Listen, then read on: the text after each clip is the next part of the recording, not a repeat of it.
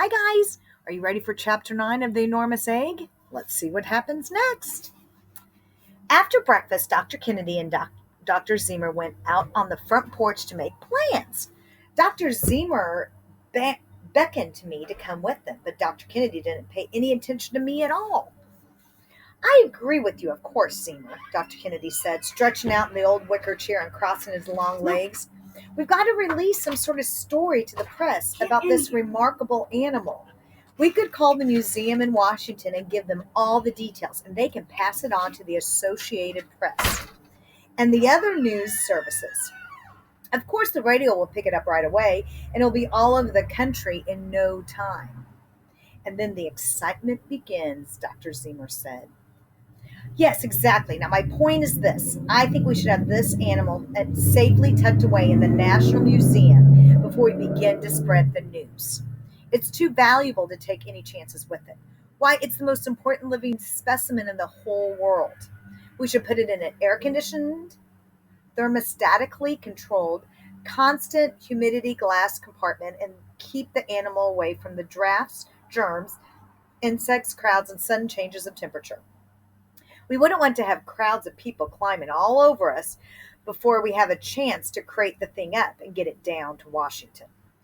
You know what a nuisance that can be. That gave me a jolt.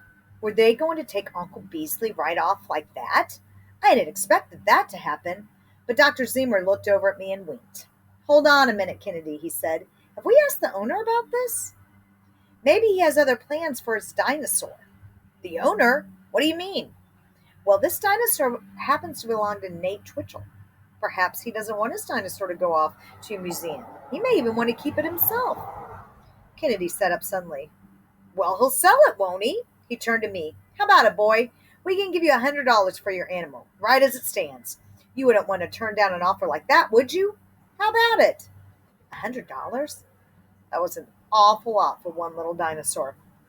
But I'd only had him for one day now, and I didn't want to have him go off in a museum, perhaps never have a chance to see him or anything.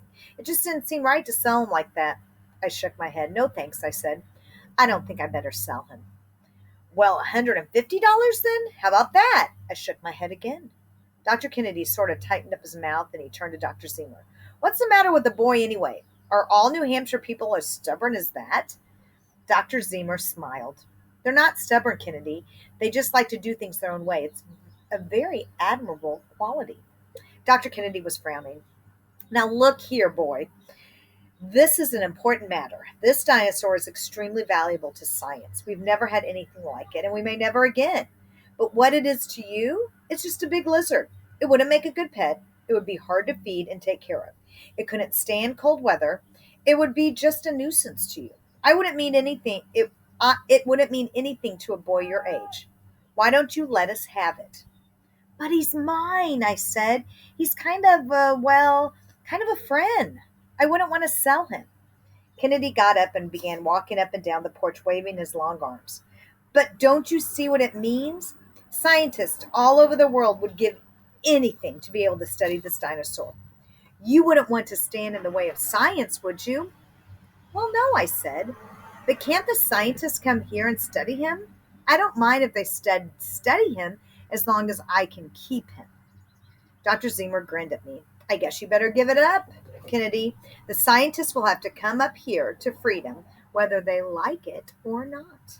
But good grief, Zemer, where are they going to stay? There just aren't any accommodations here. No hotel, no restaurant, no inn. Do you expect them to camp out in the street? Well, it's a nice, quiet street, Dr. Zemer said. Besides, I don't recall hearing of any hotels in the Gobi Desert or at the Wyoming fossil beds. Now, let's get the telegram off to the museum. Can I say that we agree that it appears to be a Triceratops? Well, I suppose so, Kennedy said. I left them writing their telegram and went out to get some grass for Uncle Beasley. If he was going to grow that fast, I'd have to really get going on the grass supply. Pretty early in the afternoon, Cynthia got a telephone call from the Natural History Museum in New York. They wanted to know about the dinosaur bones that had been discovered up in Freedom, New Hampshire. Dr. Zemer straightened them out on that, and they said some men would come right away to look. A few minutes later, the New York Herald Tribune called about the fossils, And then there were just a steady stream of calls from all over the place. And during a supper, a reporter from Laconia dropped in, and a college professor came over from his summer place on the Sebago Lake. People were standing around asking all kinds of questions, and the telephone was ringing just about all the time.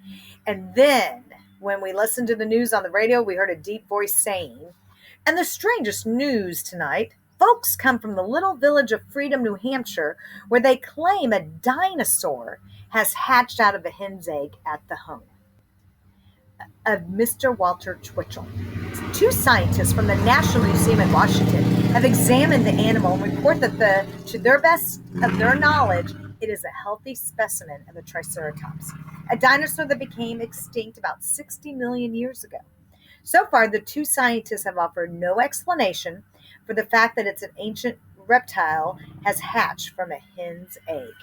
Now, folks, when it comes to soap, the first thing we look for is we turned off the radio, went back to answering the telephone. It sounded funny to hear our own name coming out of the radio, just as if it was some other family we never heard of. After the news broadcast, telephone calls began coming thick and fast, and Cynthia really had her hands full. She was having fun, though, and I had to wipe dishes in her place. So I didn't pity her too much. There were calls from all over the place. There was one from Boothbay, another one from Prout's Neck, wherever that is. Then one came from a professor, somebody over at Dartmouth College, and from the Animal Farm down in Nashua, and the Boston Museum of Science, and I don't know where all.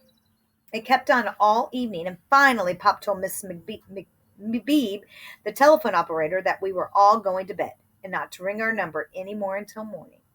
The next morning I did my chores as quick as I could. I almost forgot old Ezekiel down in the cellar. There was so much going on. I fed the chickens and milked the goat, and even got a big armful of grass for Uncle Beasley. He looked even bigger than before, and his legs were getting stronger. I figured to be out of the pen again pretty soon if we didn't make it tighter. We hadn't started breakfast when the phone rang. It was the newsreel outfit down at Concord that wanted to come up and make some pictures. Then a television man made an appointment for the next day. Pop started in on a big article for the Freedom Sentinel about the dinosaur, and he had me write a piece on how it feels to own a dinosaur. Later, he got Dr. Zimmer to write out some of the scientific things about it. Dinosaur news filled up half the front page, and Pop ran off a lot of extra copies of the paper.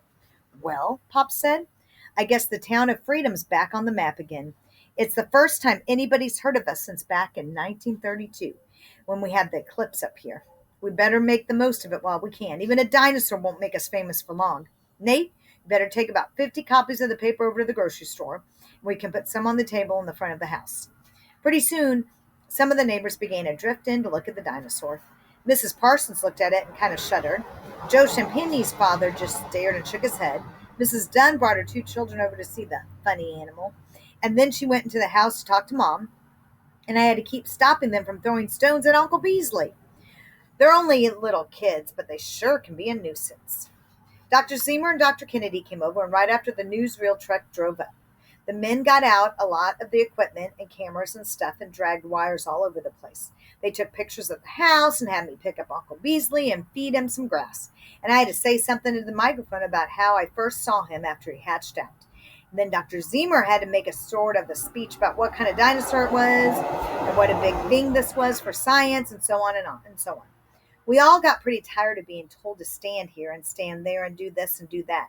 We were glad when the newsreel truck left. And then came the reporters. There were an awful lot of them, and they kept coming in 2 or 3 at a time. They took all kinds of pictures, and they all asked the same questions about how old I was, and was I surprised to find a dinosaur come out of a hen's egg. And they talked all the time with cigarettes dangling out of the corner of their mouths. By that time, there was getting to be quite a crowd, especially out in the backyard. Dr. Zimmer and I stood right close to Uncle Beasley's pen, so nobody would come along and hurt him. I don't know why it is, but whenever people see an animal in a cage or someplace where they can reach him, they always want to poke him or throw things at him or bother him in some way. I guess it might be some kind of instinct or something. The scientists began arriving soon after that. There were all shapes and sizes of them. Some of them were tall and skinny and smoked back big pipes, and others were short and had horn-rimmed glasses. They gathered in little circles and started jabbering away about Mesozoic and Cretaceous and Protoceratops and Avatism and all sorts of words that were way over my head. Every one of them had a different theory, I guess, and each one was trying to talk louder and faster. Then the next man to prove that his theory was right and the others were all wrong. It made quite a racket, even worse than our sixth grade when Miss Watkins leaves the room. Dr. Zemer was busy shaking hands with old friends, and I could see Dr. Kennedy ahead above the crowd. He was frowning and muttering things to himself like place is a madhouse, bedlam, no order at all, completely unscientific, ought to be in a well-regulated museum, and things like that.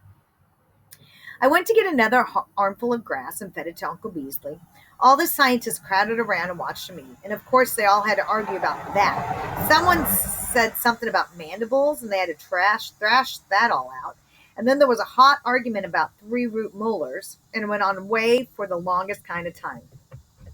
As far as I could see, Uncle Beasley was just eating, but they're going to let it go at that. Scientists really sound pretty funny when you listen to them talk that way. When evening came and it got dark, we sort of shooed everyone out so we could go in and have supper. It was pretty late, and Mom wasn't too pleased about having to keep supper so long for us. The idea, she said, supper at almost 8 o'clock, I don't see why everyone has to get in such a state over a little animal like that, even if it is a dinosaur. You'd think the world was coming to an end. But it's very important to the scientific world. Oh, you and your scientific world, Mom said.